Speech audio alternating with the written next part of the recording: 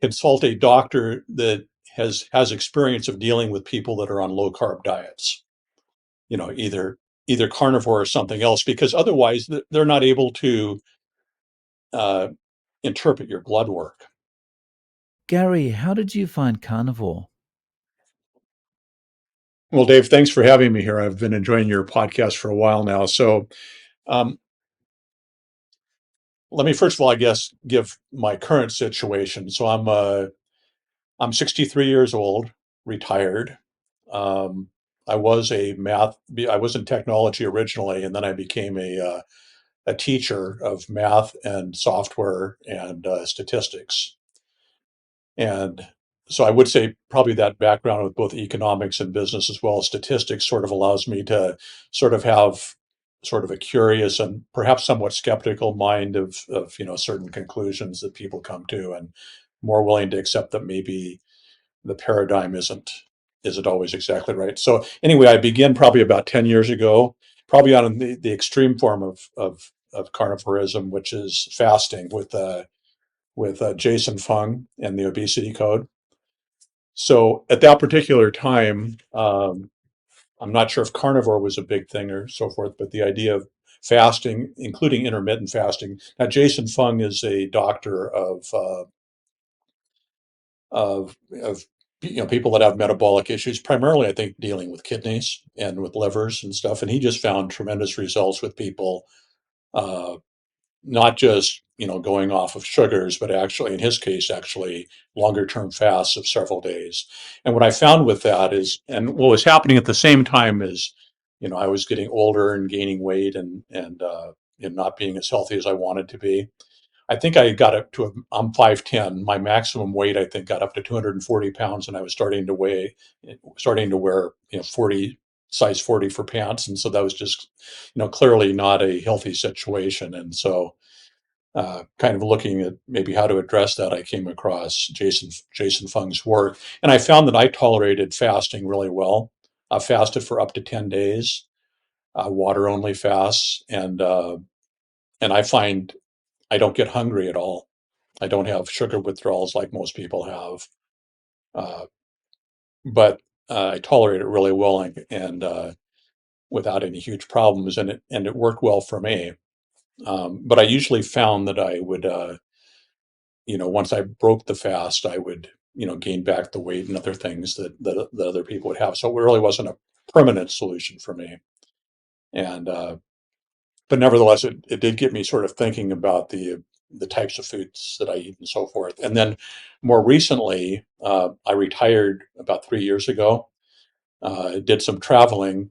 When I came back to the United States, I actually had a stroke, and it was a type of stroke that wasn't caused by high blood pressure or a metabolic issue that was there. The doctor told me that, well, the type of stroke you have, one of the good news of it is that you of this type of stroke is that usually people don't re-stroke with the type of stroke that you had. I had a clogged carotid artery that cut off all of the blood to my brain, and so I came very close to death.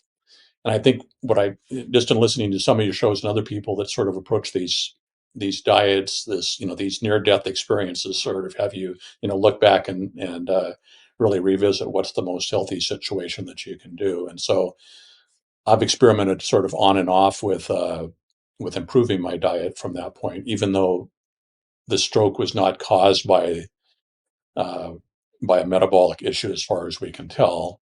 Um, I still don't want to have another stroke, and I don't want to have a heart attack or something like that. And there were enough, issues with my metabolic health that I wanted to address them. And so as a result, I've occasionally gone back to, multiple day fasts, just as an experiment.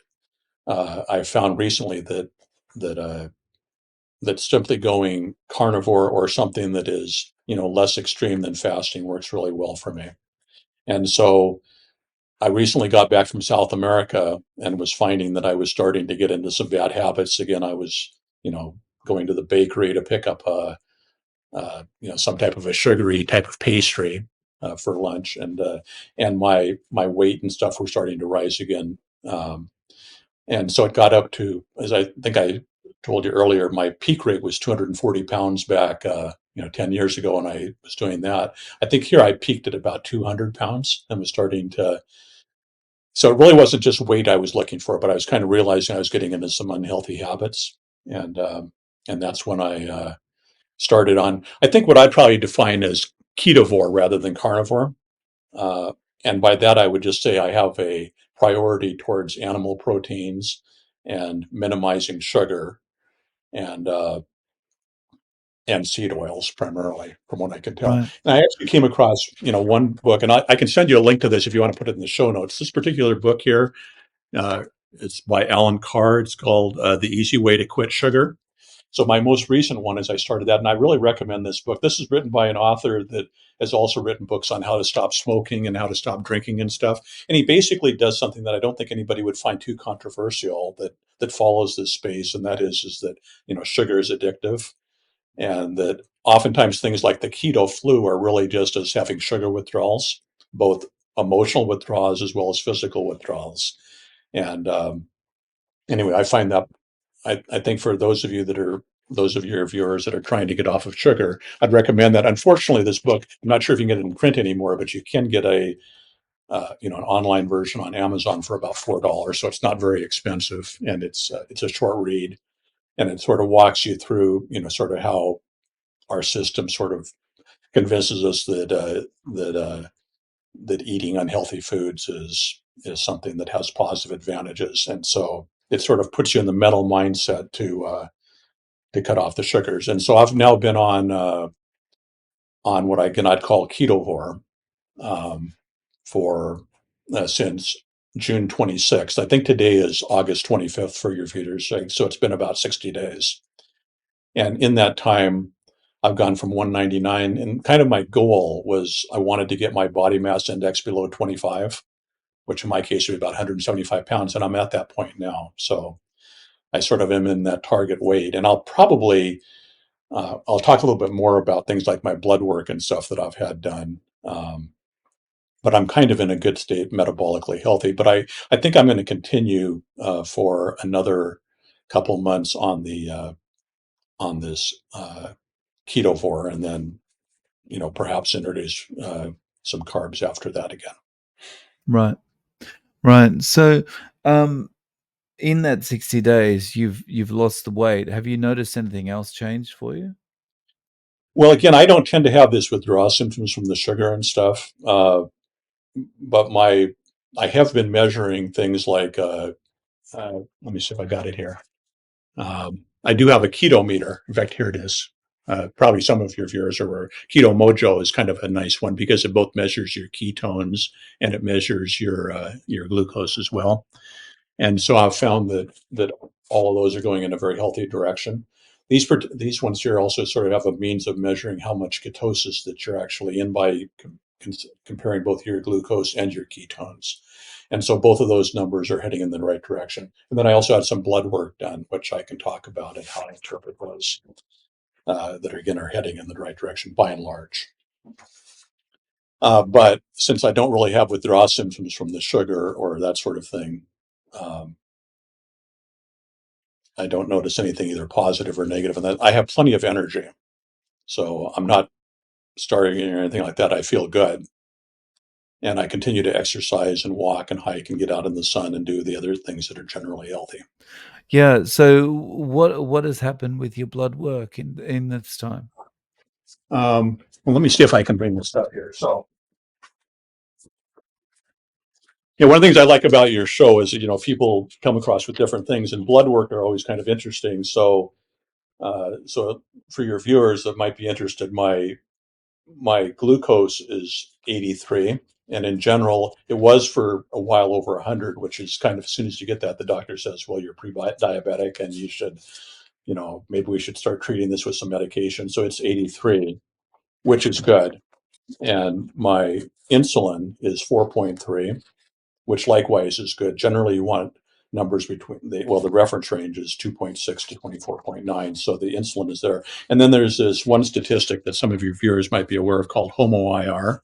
And generally it's considered optimal if it's below 1. And currently mine is 0.88 with those numbers. And then the other number people look at oftentimes is A1C, and it's 5.4.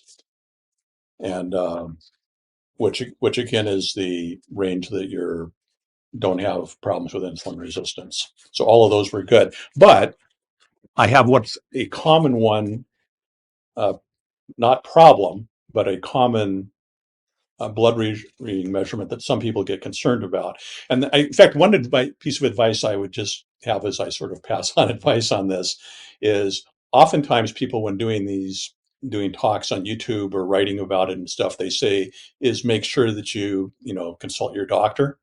And I'm actually not sure if that's the best advice. I would say consult a doctor that has experience of dealing with people that are on low carb diets, either carnivore or something else, because otherwise they're not able to uh, interpret your blood work. Because in fact, the question I would probably ask is if your blood work or other things are getting into the point in which they're going to want to treat it, I would probably say, hey, I would like to try eating healthily, you know, not having processed foods and that sort of thing. What is your experience as far as my pre-diabetes or my diabetes or insulin resistance going into remission if I eat a healthy thing? Now, I think those people that follow your show or that are doctors that have worked in this particular field with clinical experience, that have worked with a lot of people that have issues with their with sugar and stuff.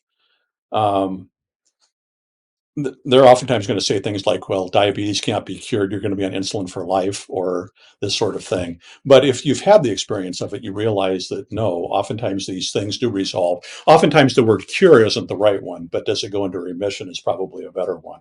And so that's kind of a long way to get into the all of my other blood work is within the normal ranges, and my triglycerides and HDL are fine, but my cholesterol is what they consider high, which is 246, and my LDL cholesterol is 173.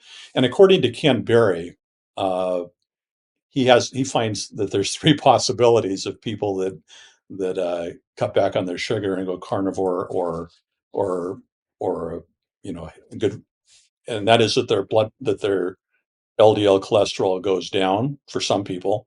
Others, it stays the same. And for others, it goes up, which of course kind of says, hey, you can't really tell anything from that. But so that's the problem. If you go to a doctor and you give them those type of blood numbers, they're going to start talking to you about going on a statin. After my stroke, they put me on a high dose statin, and the brain fog was just so heavy. As soon as I went off the statin, everything was fine. So I know that I don't tolerate statins well. And if you sort of go down that rabbit hole of statins, you find that the way that the statin drugs were approved and so forth, they really didn't help monitor these side effects that seem to be much more common than the drug companies suggest. So a lot of people have negative reactions to statins. I certainly do, and I don't want to go on a statin. And had to go. And as soon as I went off of them, the brain fog thing went away. So anyway, the cholesterol technically is high, but then if you start to do some research from people that have dealt with a lot of people that are in our sort of dietary situation, I'd say, you know what, this is a very typical response. Now, I'm not a what they call a lean mass hyper responder. My other numbers don't line up with that, but there are many people that have blood numbers that are like mine that the doctors are not concerned, that the doctors that deal with this type of situation would be concerned about at all. I think your point is very important there. That just recommending someone talk to a doctor is not necessarily the best course of action because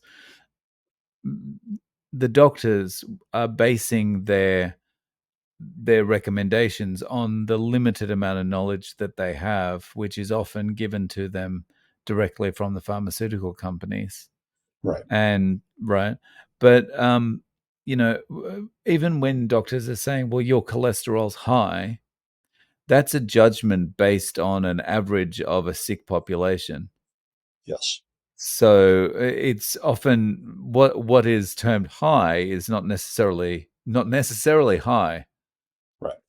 Right. In fact, Um, one I would make as a statistics teacher that we should understand is they usually give these reference intervals, and those reference intervals are based that they want 95% of the values, either 90 or 95% of the values be in that range. And then everybody that's in the top 5% over, the top 5% under, are the ones that are then outside of the range in which they feel should be treated.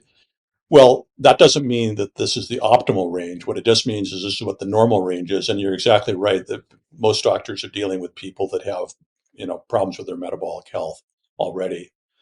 And so, in fact, one of the things that sort of convinced me that I shouldn't be concerned about this is that when you do all cause mortality, my total cholesterol is at the optimal point for the longest lived. So, in other words, a value of 246 is like right in the middle, and it's not high from the standpoint of all cause mortality situation. And so, in other words, I'm not really at risk now. I'm actually going to be curious about some things. So, my plan is I'm going to continue on the diet that I'm on right now for another 60 days.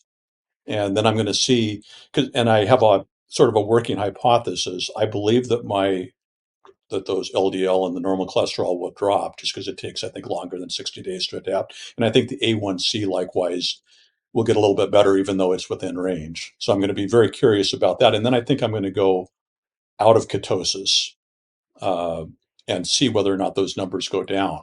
Because because when I was on the worst diet, usually my LDL cholesterol was in the normal range. So I was not measured off when I was on a high sugar diet. So in other words, my body normally will be there. So my plan is that I'm going to add some, little baby potatoes back into my diet in sort of a quantity that's going to keep me healthy. But then I'm going to see what happens so I'm going to do one more LDL, or I'm going to do one more of these panels here on this just to see what happens by going beyond 60 days to a little bit longer and see what happens to those numbers. And then I'm going to go out of keto by adding some potatoes to my diet and then see if these numbers improve in quotes, right? In other words, I don't think these numbers are problems, but if my LDL goes back down into the range in which the doctors don't think I need to be on a statin, then I can go to the doctors and say, hey, look, the only reason that this is high is because I'm on a diet that's low in carbohydrates, which is one of the reasons. Ideally, you go to a doctor that already knows that, but most doctors will not. Most doctors are basically going to put you on a statin if you fit in the guidelines of a LDL cholesterol that is in these ranges that are outside of the reference interval. And I think people should be aware of that. And on the other hand, I don't think people, I don't want to treat myself. In fact, I really very much I want to have a doctor that can give me a broad range of things. And if a doctor were to convince me, like, for example, Stephen, I believe that you can have a healthy diet and be a vegetarian. But I don't, I don't think you should be a vegan or vegetarian and have high carbohydrate diet. So in other words, I think if I was to become a vegan or a vegetarian, what I would do is I'd have low carbohydrates and no seed oils. In which case, if you do that, I think you can probably be perfectly healthy even on a vegetarian diet. So when we're talking about these numbers, I'm really interested to hear what you think about this from having a background in statistics.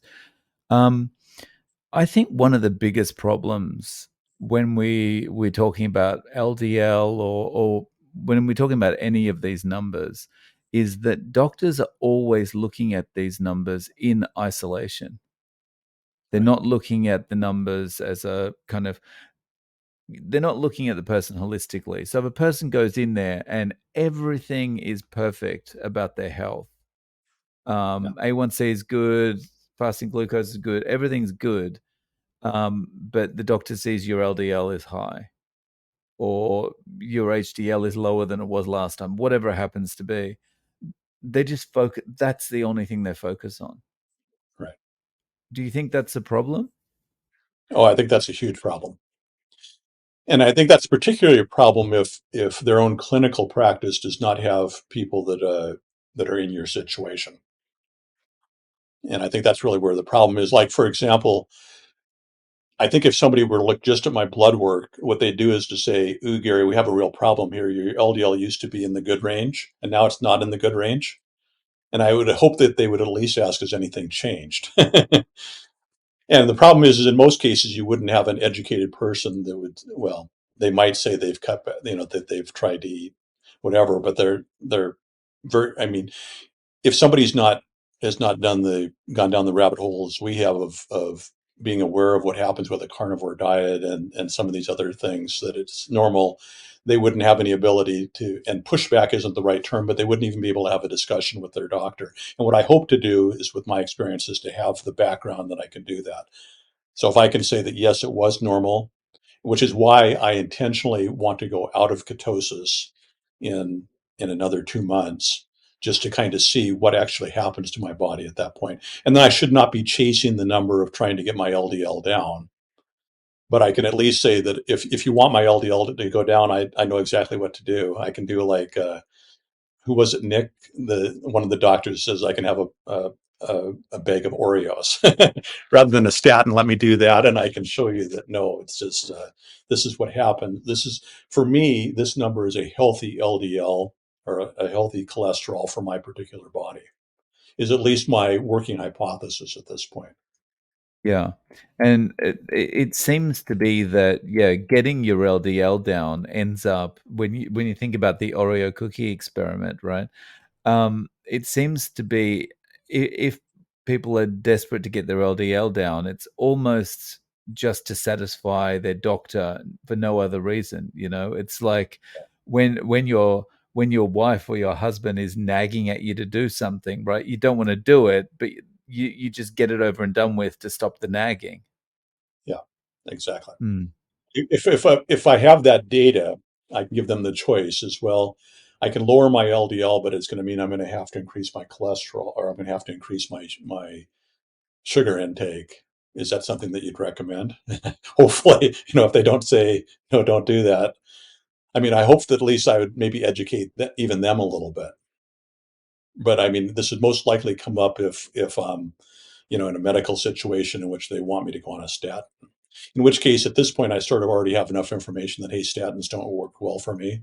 But ideally, I can also convince them that this is not increasing my cardiovascular risk, as an example. You're going to do this test in a couple of months by Mhm. introducing some potatoes. Do you think that's something that you'll gradually just increase your carbohydrate, or is that really just for a test and you'll probably go back to this way of eating after that? Well, I think it's going to depend on the results. Um, I'm going to be curious whether that changes any other, like for example, if my A1C were to go up, and especially into the unhealthy range, I would definitely go back to a keto or whatever. In other words, if there were numbers that I thought were more important, then I might use that. But um, today, um,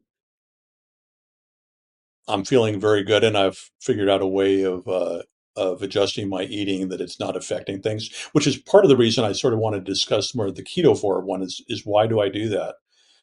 Um, it first of all, it seems as far as both weight goals and other than the cholesterol goal, the cholesterol number goals, it uh, it works really well for my health to do the current diet, and so I could do it for the rest of my life. I mean, in other words, it's not interfering with my patterns on that. But the fact of going ketovore means that, like this last weekend, I was at a birthday party with my family, and they had pizza there. Now, obviously, pizza was not on the list. On the other hand, I didn't want to I'm going to bring my own food to this or ask them to prepare a special meal for me. So I had Caesar salad, which is plenty healthy and didn't require us to have a special dietary arrangement. And in a few days, I'll be going out to a restaurant with some friends and getting a breakfast. Now, maybe you can get steak and eggs at a breakfast like that, but it's much easier just to get an omelet pretty much with anything. Now you don't have the hash browns and you don't have the toast that would be typical of an American breakfast, but you can have a nice big omelet and have a very healthy meal that is that's within your diet without having to adjust for it. And likewise, if you go to a steakhouse, um, just having a pure steak is a little weird. I mean, all my friends would understand that, and that'd be fine. But usually at a steakhouse, you can ask for, a side of asparagus or broccoli or or vegetables that you like or enjoy. And probably on a ketovore diet, you should skip the bread and you should skip the potatoes that would be typical on an American steakhouse. But you can substitute that with broccoli or asparagus and still eat like everybody else is. So, So, like on a regular day, what does carnivore mean to you? How are you eating? well, I kind of alternate between going as extreme. Well, I've done some days actually in this process of going back to some fasting. I think I fasted for 3 days, and so I will mix that in. But typically, I will have um, a steak that I cook up on the barbecue. A And I have found that in my own view, organic is worth the extra money. In Seattle, we have pretty good access to farmers markets and stuff, so you can get good food that's close to the farm and not very expensive. So I will typically eat a grass fed uh, organic steak that I cook up, and the cost of that. A lot of people get concerned. Well, can you eat this type of thing on a budget? And even though I can afford it, the I actually find that I get two of those steaks for $15. So basically, I'm eating for $7.50 a meal. And of course, you could, if you're going to eat like a Jordan Peterson diet, you'd have a steak for all three meals, breakfast, lunch, and dinner. Never go hungry and that sort of thing. So typically, I have that, and I will mix in salmon. Now, Jordan Peterson, interestingly enough, I've always been kind of curious why he doesn't give more flexibility. He just found, even when he introduced salmon into his diet, that he had a bad reaction to it. So for me, salmon I tolerate just fine, and so that's my typical one. Now, yesterday, because I was at the farmers market and they had corn on the cob, I got this is kind of, and I don't call it a cheat because I did it very intentionally and I knew I was going to be fine with it. They had organic corn on the cob, so I had one stick of corn on the cob yesterday with my meal, and and felt fine. I measured my blood sugar afterwards, likewise, just to kind of see, was that spiking my blood sugars a lot, just to sort of get some information that I was curious about. So, And did you notice a spike? well, it went up to, typically again, I average about 70 to 80 on most times that I measure it before a meal, which is typically the only time I measure it. This time it went up to 135, which was fine. I did it after 1 hour, which I think is uh, a normal glucose response for people that are in a healthy situation. And then it went down afterwards so that it, is back down by the next day to down to the low 70, 80 range that. So, if someone around you decided they wanted to give this a go, and they've noticed your weight loss, they want to try and get something similar for themselves, what would you advise them? Well, I would probably first of all get them that book that I suggested, because I think once you get the idea that sugar is poison, basically, um, it's a lot easier to sort of go into it with an idea of sort of more having a disgust response from the sugar, which I think is what at least this particular book did for me on it. Is I more have ooh, I don't want that. That's just going to make me sick type of thing. And so I think I probably would start that way, and then I would probably just go, I think part of it is convincing them that this isn't going to interfere with their social life or their health in general, and kind of warning. In fact, I probably probably if somebody else does that, I'd say, why don't you watch this video, because you'll kind of be able to get my story. And here are some foods that you can eat. Here's how you can make it so that you can go to a party or go to a restaurant with your friends and not have it interfere. So I would probably tell people, sure, go carnivore strictly if you want to, but you can also add at least some vegetables, some healthy vegetables to your diet, and still get almost all of the benefits. So, how would you address the claim some people would have that it's restrictive?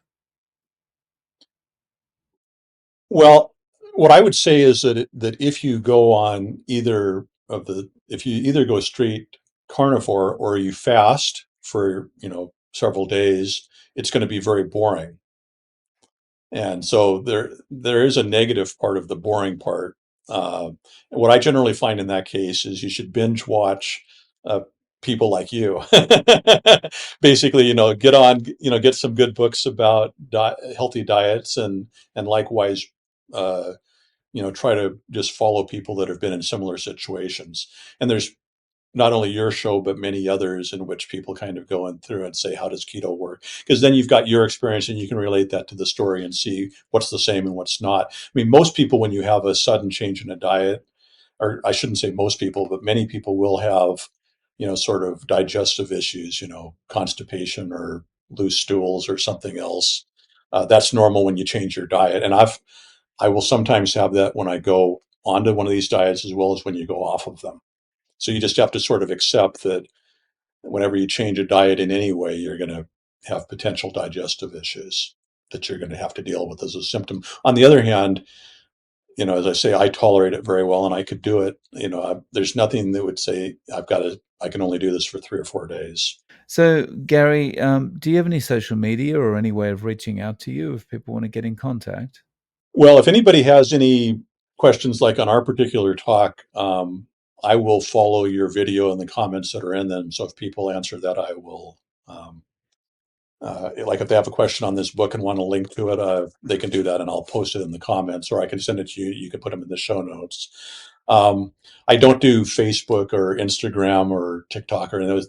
I am on Twitter, and so if you search for Gary Anderson, you'll find me there. Why don't I also? I'll follow up with an email with you on that.